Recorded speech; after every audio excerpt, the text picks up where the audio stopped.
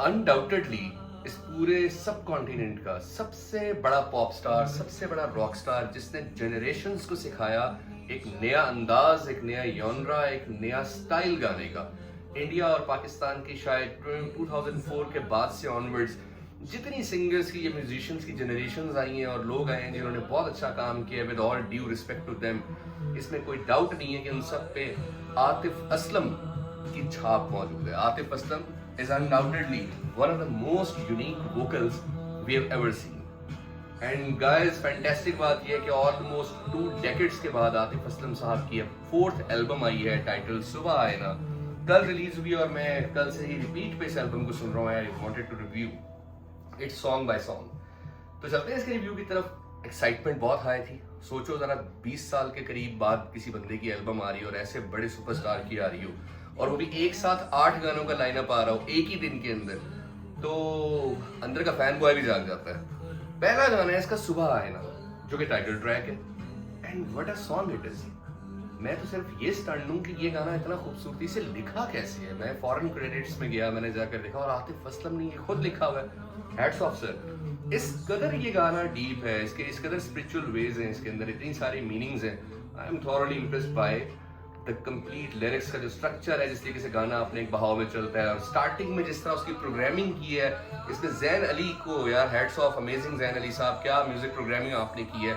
Start में जो घोड़ों की टापों की आवाज आ रही है, जैसे घोड़े कहीं चल रहे हैं, it gave me a feeling कि perhaps this song would have a proper music video, क्योंकि उसकी कुछ समझ नहीं आई, वो एक स्टोरी को नरेट कर रहा है। और फिर गाना जिस तरह चलता है और आतिफ असलम ने जो उसमें अपनी, जो उसका कह लें कि इनका एक रिवायती आतिफ असलम का अंदाज है ना, जो वोकल बेल्टिंग टेक्निक्स है, आतिफ ने उसको पूरा इंट्रोड्यूस कराया है। अच्छा, प्रीवियसली पिछले 6-7 साल से जो आतिफ के गाने आ रहे होते थे ना, तो उसमें अक्सर मुझे ये फील होता था कि आतिफ की गॉड गिफ्टेड चीज या यूनिक चीज जो है वो आतिफ के अलाप है। आतिफ जिस तरीके से अपनी आवाज को वोकल बेल्ट करते हैं लो नोट से हाई नोट तक, उसकी यूटिलिटी बड़ी कम नजर आ रही होती थी। इस गाने में पहले गाने से ही आतिफ ने बताया कि मेरी वोकल बेल्टिंग टेक्निक क्या है और मैं अलाप किस रेंज तक कर सकता हूँ। Thoroughly impressed. और 2 मिनट्स 38 सेकेंड के बाद तो गूज बम्स मोमेंट्स शुरू हो जाते हैं भाई। थ्रू आउट आपको गूज बम्स ही रहेंगे और आपको यार ये हो क्या रहा है, what is this my god. मैं the other day I was discussing with one of my friend कि यार मैं तो सोच रहा हूँ कि the legend of Maula Jatt के किसी इंटेंस सीन के बैकग्राउंड म्यूजिक के तौर पर सिर्फ आतिफ का ये वाला पार्ट जो सुबह आए ना टाइटल ट्रैक का 2 मिनट 38 सेकंड 2 मिनट 38 सेकंड के बाद शुरू होता है, वो लगाओ। एवरीवन सेड कि यार माय गॉड। सो भाई कमाल का गाना, लेकिन ये आप में स्लोली ग्रो करेगा क्योंकि म्यूजिकल मास्टरपीस है। अगर आपने सिर्फ ढिंचुक सुनना है या राणा जी मुझे माफ कर देना टाइप गाने सुनने हैं, तो वो आतिफ असलम नहीं कर सकता भाई। तो आतिफ असलम ने ऐसे ही काम करने जिस उस आर्टिस्ट की मेच्योरिटी का लेवल है। तो अभी बहुत सारे मैं देख रहा हूँ इंडियंस और पाकिस्तानी फैंस, उनको शिकवे लगने लग गए हैं इस एल्बम से। वो शायद बेबी डॉल में सोने दी है इस टाइप के गाने एक्सपेक्ट कर रहे थे, मुझे नहीं पता। हर गाना बिल्कुल देसी गाना नहीं होता और ये फिल्मी गाने नहीं है, ये एक बंदे की पर्सनल प्राइवेट एल्बम है, तो वो वही देगा जो उसके अंदर है और वो उसकी रिस्पेक्ट भी करनी चाहिए और समझना भी चाहिए। हाँ, म्यूजिकली या फील वाइज कुछ गलत होगा तो हम आगे भी डिस्कस कर रहे हैं कि इस गाने का क्या रिव्यू है। तो सुबह आए ना मेरी तरफ से 9 आउट ऑफ 10, कमाल का सॉन्ग। इसके बाद हम चलेंगे सेकंड ट्रैक की तरफ। तो भाइयों, जो ही एल्बम का दूसरा गाना आता है जिसका नाम है सफर में हूं, तो आतिफ असलम साहब बताते हैं कि यार अभी तुमने पिछला गाना सुना है ना सुबह आए ना, तुम सोच रहे हो क्या नुसरत अली खान साहब टाइप किस्म की एक फील दे दी है। सॉरी माजरत के साथ, उनसे मैच नहीं कर रहा, बट उस ओरा में ले गया था आतिफ असलम हमें पिछले गाने में। तो उसने कहा लो भाई मैं अब तुम्हें बताता हूँ कि सॉफ्टनेस क्या होती है। तो उन्होंने गाना डाला सफर में हूँ। कमाल है राज रंजोत साहब, अगर मैं प्रोनाउंसिएशन नाम की गलती कर रहा हूँ तो उसके लिए माजरत, मुझे नहीं पता उस तरह जो लिखा हुआ है अंग्रेजी में, इट्स राज रंजोत। और ये पहले भी आतिफ के साथ गाने कर चुके हैं, तारिश रिकॉर्ड्स मेरे ख्याल में एक था उसके तहत, रफ्ता रफ्ता भी बड़ा फेमस गाना था, वो भी इनका कंपोज था। और ये कंपोजिशन में भी आतिफ असलम के साथ हैं और लिरिक्स में भी साथ हैं। क्या खूबसूरत लिरिक्स हैं यार इस एल्बम के ना। मैं ओवरऑल लिरिक्स से बहुत बहुत बहुत इंप्रेस हूँ, सच्ची बात बताऊं। जलपरी के बाद आतिफ असलम की एल्बम आई दूरी, उसके बाद आई मेरी कहानी, तीनों कल्ट क्लासिक्स हैं, no doubt about it. But सच है, without degrading any other album, वो सारी मेरी बहुत फेवरेट है और मैंने उनके साथ समझे अपना लड़कपन, बचपन से लेके लड़कपन और जवानियां गुजारी हैं। लेकिन जो लिरिक्स इस एल्बम के हैं ना, उनकी मेच्योरिटी का लेवल ही और है। तो सफर में हूँ आपको ऐसे शुरू करता है कि आप नतिया गली के सफर पे जा रहे हो, धीमी धीमी रात का वक्त भी आना शुरू हो और आप इमेजिन करो कि आपकी गाड़ी में एक गाना लगा हुआ है, you will enjoy like anything. Atif ने अपनी सॉफ्टनेस, वोकल के हस को जिस तरह यूज किया है, और उसके बाद जो आतिफ असलम की एक अदा है ना, एक तो जो godly unique voice this man has, वो तो एक अमेजिंग चीज है ही, but the way he plays with every single word while singing, that is outstanding. यानी हर लफ्ज की जो प्रॉपर फील है और एक्सप्रेशन है वो आपको फुल फ्लेज आएगा। ग्रूव इसके कोरस का, सफर में हूँ जो टाइटल है, वो जब ग्रूव में आता है कोरस में, कमाल, बहुत पसंद आया मुझे ये गाना, ऑनेस्टली पसंद आया। और इस गाने को मैंने मार्क्स दिए 8/10। अब आप सोचेंगे पिछले को 9 इसको 8 क्यों? क्योंकि ठीक है, एक अच्छा गाना है, सब कुछ है, लेकिन हमें इस जॉनरा में और भी गाने मिलते हैं, but this is the great Atif Aslam, it's 8/10 for me. अगले गाने की तरफ मूव करते हैं।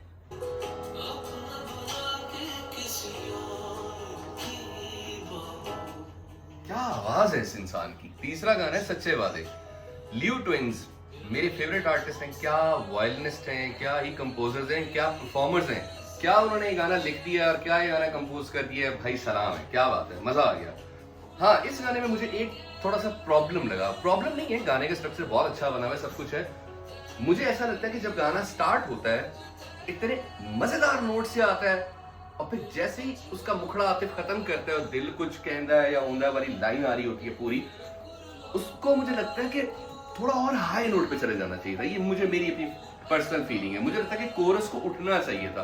कोरस और अंदाज से जाता है, गाने का फील और है, उसकी स्टोरी लाइन कुछ और बता रही है, वो भी ठीक है, वो भी अच्छा है। तो अगर मेरी वो चॉइस, मेरी चॉइस है, मैं नंबरिंग दे रहा हूँ भाई, एल्बम आउटस्टैंडिंग है, मेरी कोई औकात नहीं है मैं इसके गानों को नंबर दूं, बस वैसे रिव्यू कर रहा हूँ तो आपको बता रहा हूँ। मैंने इसको 8/10 इसीलिए दिया, वरना मेरी तरफ से 9/10 होता अगर कोरस उठता। क्या ही गाना है, और ये गाना भाई बजेगा, ये गाना ऐसा है जो स्लो पॉइजन करेगा। आप एक बार सुन लो, फिर जरा बार बार सुनना, फिर कुछ और बार सुनना, फिर बताना मुझे कि आपकी प्लेलिस्ट में पक्का ये गाना एंटर अभी हो रहा है या नहीं हो रहा। और आतिफ ने जो अपने वोकल्स के अलाप दिखाए ना हर गाने में, जिसको हम मिस करते थे, उससे तो मुझे प्यार हो गया है ना। he has actually endorsed वो वोकल रेंज जो उसके पास है, और उसे दिखाइए और बताइए कि क्या वोकल रेंज है। कमाल कमाल, बहुत। चौथा गाना लेट्स हैव सम फन। सबसे पहले मैं एक बात वाज़ेह कर दूं यार, आतिफ के वोकल्स, जिस अंदाज में आतिफ असलम साहब ने इस गाने को निभाया है, जिस तरह का ये गाना है, बिल्कुल जेन जी स्टाइल, उसके लिए 10/10 मार्क्स हैं। I am repeating it, 10/10, outstanding. लेकिन मुझे somehow मुझे नहीं समझ आता why Atif Aslam is trying to jump in the Gen Z genre. वो शायद एक्सपेरिमेंट्स हैं या कुछ भी है, गाना बहुत अच्छा, गाया बहुत अच्छा उन्होंने, बट somehow मुझे लगता है कि अगर आतिफ अपने ही जॉनरा में स्टक भी रहे ना, तो भी जेन जी के लिए वो बहुत रेलेवेंट है, जेन अल्फा के लिए भी रेलेवेंट है। मैं आपको इसकी एग्जांपल ये देता हूँ।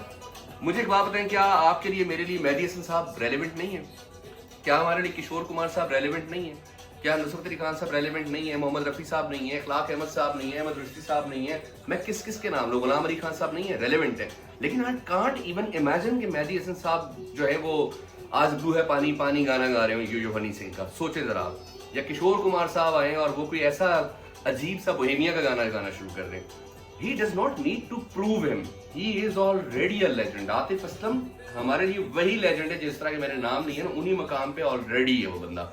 तो मुझे लगता है कि इस जॉनरा में आतिफ को इस तरह के एक्सपेरिमेंट्स करने की एक्चुअली जरूरत नहीं है। Although the song is beautiful, मुझे खास तौर पे बस इस गाने में मुझे लगा कि it was an unneeded song. Plus Ehsan Parvez Mehdi is such a brilliant and talented musician, but मुझे समझ नहीं आया कि वो एक टेम्पो की लूप लगा के उसको भूल जाते हैं क्या एंड तक। वो एक डिक चुप स्टार्ट होती है और एंड तक चलती जाती है। सो 6/10 दिस सॉन्ग। पांचवा गाने का नाम है जी हूँ इश्क में। क्या बात है, शिराज उप्पल साहब ने ये गाना अरेंज किया, उन्होंने प्रोग्राम किया, क्या बात है। शिराज उप्पल अनडाउटेडली पाकिस्तान के, मेरे ख्याल में इनको ए आर रहमान कहना चाहिए। He is one of the finest music directors and producers in Pakistan. On the other hand Raj Ranjot साहब ने इसके लिरिक्स भी लिखे हैं और इसको कंपोज भी किया। क्या बात है सर, इम्प्रेस हो गया हूँ मैं आपकी कॉम्पोजिशन से। और ये गाना आंसर और जवाब है उन लोगों को जिनको बड़ा शिकवा था कि जी अब आतिफ असलम के गाने बॉलीवुड में क्यों नहीं आते। Due to the all well known reasons जो दोनों मुल्कों में सबको ही पता है, उनकी वजह से अब जाहिर सी बात है ये तो हो नहीं सकता, ये नहीं हो सकता ना। लेकिन इस गाने को उठाओ, मैं आपको बता रहा हूँ, और बॉलीवुड की किसी भी मूवी के किसी भी रोमांटिक सीन के ऊपर रख के देखो और सोचो बैकग्राउंड में ये गाना चल रहा है। ये गाना सुपर डुपर हिट गाना है अगर वेल प्रमोटेड हो जाए। ये किसी बॉलीवुड मूवी में आता, this was the next mega hit, mega super hit blockbuster song of Atif Aslam. 9/10 straight है। किस चीज की तारीफ करूं, खुद गाना सुनो, खुद देख लेना, आप भी यही मार्क्स दोगे। आउटस्टैंडिंग, प्योर कमर्शियल फील, जबरदस्त फील, आपकी प्लेलिस्ट में लॉन्ग टाइम चलने वाला खूबसूरत रोमांटिक गाना।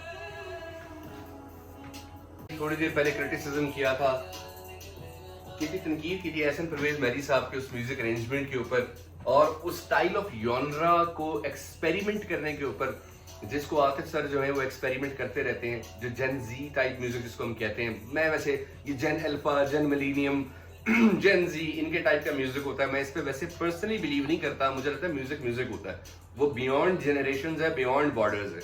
लेकिन चले इसको जेन जी टाइप म्यूजिक को कह के मैं जो क्रिटिक कर रहा था कि इस मॉडर्न स्टाइल ऑफ म्यूजिक में आतिफ को नहीं आना चाहिए, तो मुझे लगता है आतिफ ने छठे वाले गाने 4 यार से मुझे थोड़ा सा खामोश भी कराया कि भाई जरा ये गाना तो सुनो।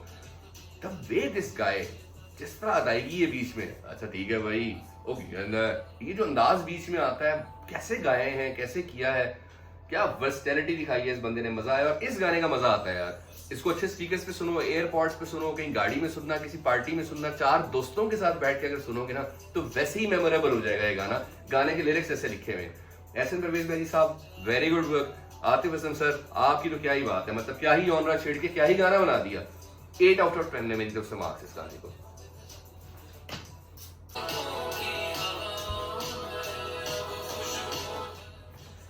7th नंबर पे गाना आता है सुन सजना।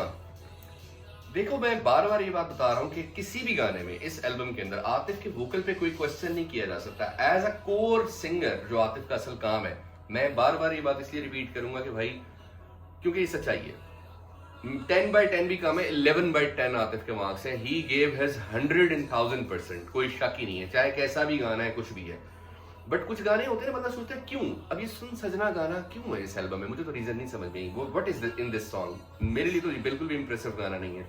एहसन परवेज मेहदी साहब ने बनाया है और वो जो उनका एक अंदाज होता है कि एक बीट लगाएंगे टेम्पो पे जिस पे गाना होगा, पता नहीं एहसन सर आप ऐसा क्यों करते हैं, उसको लगा के छोड़ देंगे, वो टक टक टक टक टक टक चलती जाएगी या डिचकू डिचकू चलती जाएगी। ये क्यों हो रहा है इस तरह, मतलब इस कदर टेक्नोलॉजी इवॉल्व हो चुकी है, आपने कंप्यूटर से ही अगर बैठ के गाने बनाने हैं तो भी आप क्या क्या नहीं कर सकते, किस किस किस्म के अरेंजमेंट नहीं हो सकते। ये गाना अच्छा, एक और चीज अगर आपको याद हो, एक कोक स्टूडियो था, आतिफ असलम का कोक स्टूडियो में गाना आया था चन्ना, मुझे सीजन नहीं याद आ रहा, जो रोहेल अयाज साहब का प्रोड्यूस एक सीजन था। आप चन्ना कोक स्टूडियो लिख के सर्च करना, आपको कहेगा मैं चन्ना ही सुन रहा हूँ ये गाना। इस गाने में और उस गाने में क्या फर्क है मुझे नहीं समझ में आया। वैसे ही लिरिक्स, वही अंदाज, वही वोकल का style, it's was completely not needed. मुझे लगता है इस एल्बम में अननेसेसरी था ये गाना। वो शायद जैसे फिल्मों में फिलर सीन होते हैं, भी फिलर है, कोई किसी को डिसरिस्पेक्ट नहीं है। दिस इज माय ओपिनियन, मेरी तरफ से तो इस गाने के क्या ही मार्क्स हैं। आतिफ सर ने गाया, उनकी वोकल के 10 मार्क्स, इस गाने के मेरी तरफ से 5 आउट ऑफ 10। लास्ट सॉन्ग इश्क, स्टार्ट किस तरह होता है, मैं बाकी न मेरी मैं बाकी, क्या बात है इस लाइन की, ब्यूटीफुल सॉन्ग, मुझे बहुत पसंद आया है। और उसमें एक डेप्थ है, और जो एहसन परवेज मेहदी साहब ने इसमें बुल्ले शाह के लिरिक्स बीच में इस्तेमाल किए Punjabi, I like that. Although मुझे आजकल वैसे आई डोंट नो, आप लोग बताइएगा कि आपको क्या लगता है, मुझे आजकल ना ये स्ट्रक्चर समझ नहीं आता गानों का, कि एकदम उर्दू गाना चलते हुए या हिंदी गाना चलते हुए दरमियान में पंजाबी घुसा दो, फिर एकदम कोई पंजाबी गाना घुस रहा हो तो बीच में उर्दू घुसा दो। यार या तो थोड़ा एक पंजाबी गाना बना लो या फिर एक उर्दू गाना बना लो, फिर बीच में डाल दिया वो कोरस पार्ट तबला के साथ एंड ऑल। इस गाने का म्यूजिक अरेंजमेंट अच्छा था और मुझे ये गाना पसंद आया। इश्क was a good song, it is a good song, तो बट नेवरदलेस इसके मार्क्स मेरी तरफ से 7/10 है। मेरी अगर आप बात पूछो ना तो इस एल्बम से मेरे जो टॉप पिक्स हैं, नंबर 1 टाइटल ट्रैक सुबह आए ना, कोई जवाब ही नहीं है सर, क्या बात है, ह्यूज अमेजिंग। अच्छा अगर मजे की बात है, अगर आप आतिफ असलम के बड़े फैन हो ना, तो मेरी कहानी एल्बम का एक गाना था जोग, पहले उसको सुनना, फिर उसके बाद आतिफ असलम का एक अपना सोलो सिंगल गाना है which is one of my most favourite Atif Aslam song and which is undoubtedly one of the most underrated Atif Aslam song, that is called रात। साद सुल्तान ने उसका म्यूजिक दिया था, क्या बात है। जोग को सुनना, फिर रात को सुनना, फिर सुबह आईना को सुनना, आपको लगेगा ये एक फैमिली है, एक यूनिवर्स है, ये उस यूनिवर्स के गाने हैं एंड आई लव दैट। तो सुबह आईना is my top pick number 1। फिर उसके बाद जो दूसरे नंबर पे मेरी टॉप पिक में आ रहा है वो सच्चे वादे है, लियो ट्विंस को दोबारा सलाम है, बहुत खूबसूरत गाना है, बस मेरी वही शिकायत है इसका कोरस और बेहतर हो सकता था। तीसरा गाना है हूँ इश्क में, वो तो शिराज सर की क्या ही बात है, मैंने पहले ही बताया किसी भी बॉलीवुड मूवी पे लगा दो, लॉलीवुड मूवी पे लगा दो, ड्रामे के ओएसटी पे लगा दो, श्योर शॉर्ट हिट है। फिर मेरा इसके बाद चौथा पिक है सफर में हूँ, जिसकी मैं बहुत तारीफ कर रहा हूँ कि वो एक ट्रैवल सॉन्ग में भी मजा देगा आपको, वैसे भी कभी लाइट मूड में बैठे हो आपको मजा देगा, डिप्रेशन में बैठे भी सुन लोगे तो मजा देगा क्योंकि पॉजिटिव फीलिंग दे रहा है। And last but not the least 4 यार, ऑल्दो मुझे ये जॉनरा नहीं पसंद था जैसे मैंने उसके रिव्यू में भी बताया, लेकिन मुझे गाना पसंद है। These 5 songs are my top picks from this 8-song album. Overall album is fantastic. Honestly speaking, somehow बुरा मत माने कोई आदीज में से तो खास तौर पे, मैं आतिफ असलम सर से बहुत इससे नीचे एक्सपेक्ट कर रहा था क्योंकि पिछले कुछ अरसे में कुछ वैसा काम नहीं आया जो थॉरली दिल से आके इम्प्रेस कर देता। ये काम ऐसा आया जो एक्सपेक्टेशन से भी अच्छा है। मजा आ गया, ऑन द लूप चलने वाला है। एंड दुआएं हैं, नेक तमन्नाएं हैं आतिफ असलम सर के लिए, जितने उनके साथ उनके बैंड मेंबर्स हैं, क्रू मेंबर्स हैं, जो म्यूजिशियंस से, सब अल्लाह ताला आपको बहुत तरक्कियां दे और अच्छा म्यूजिक बनाते रहो और अच्छा एंटरटेन करते रहो। Thank you, bye.